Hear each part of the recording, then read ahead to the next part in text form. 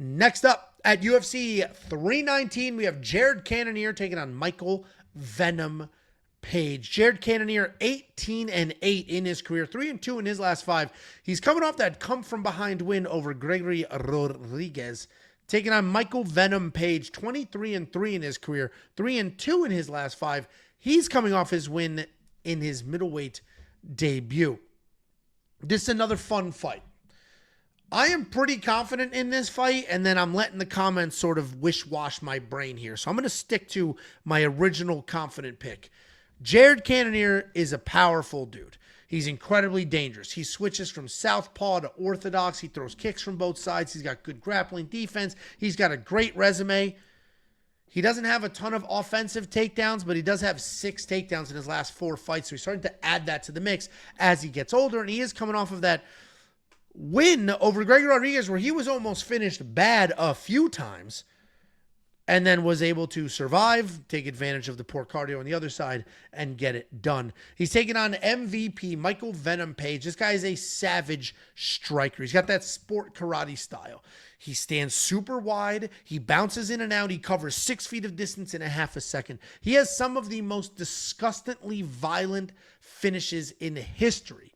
Go look up MVP versus Cyborg. He dented that dude's head. He did the same thing to somebody's knee. Michael Venom Paige doesn't look like anything special. He's tall, he's skinny, but he is absolutely destroying people. Look what he did to Kevin Holland in his UFC debut. Michael Venom Paige has a very awkward style. He has lightning speed, and there is power in there, but it's really just the speed and the timing that gets it done. I think this matchup is quite literally perfect for MVP. Jared Cannonier is not super fast. He's actually, I'd argue, slow. And he's not going to be able to keep up with MVP. His only chance is going to be to rush MVP against the cage and try to hold him there to avoid the chaos. But that's been MVP's entire career, is avoiding people rushing him against the cage. So I think this is a just perfect showcase for that karate sport style striking. I think MVP absolutely dominates here. But you guys have me questioning. Jared's huge. He's big. MVP's at 170. So now you guys it's seeping into my brain. I'm starting to get some doubt. But my initial read here is this is a great matchup for Michael Venom Paige. What do you think, Jacob?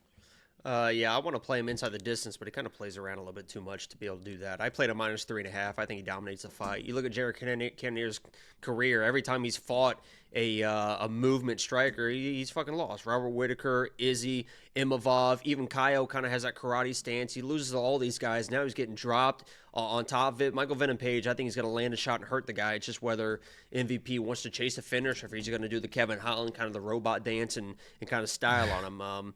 Yeah, Jared's going to have to clinch and get takedowns, and I just don't think it's going to happen. Obviously, people are going to bring up, well, Ian Gary had a little bit more of a dynamic striking to be able to set up those type of engagements. I think MVP at 185 is obviously it's probably where he should be at this point in his career. He's a big dude. I met him in the elevator. He's a big dude. Nice guy as well. Should be a good fight for him.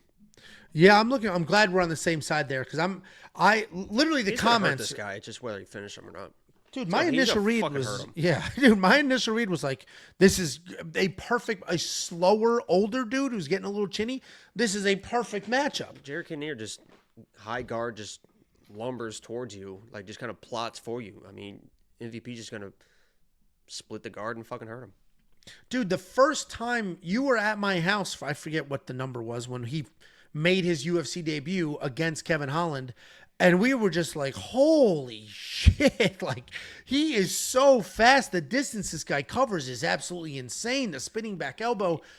And Kevin Holland is 10 times faster than Jared Cannonier. And long. Yeah, I mean, I had him as my lock of the week when he fought Shara, and I said, it's just, you get in there and you just freeze versus people like this. I mean, Wonderboy kind of does the same, but Wonderboy isn't nearly as dangerous as an MVP with the way he throws strikes. So Jared's going to come in and be a little bit frozen because everyone freezes, and by the time you try to get yourself into the fight, it's fucking too late. No, I love it. I'm on the MVP side as well.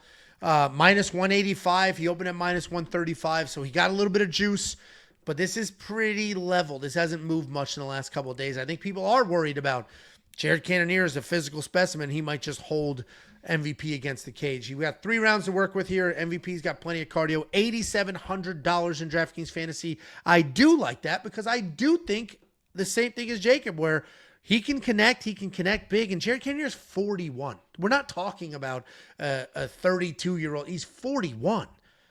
The chin is one of the first thing that goes. The speed is another first thing that goes. So 2 first things. And you're going to need both of those if you're fighting MVP. So MVP is going to be the pick here. Very confident in that. If you want to check out the bets that we already have for this fight, go to wewantpicks.com. Click Become a Member at the top.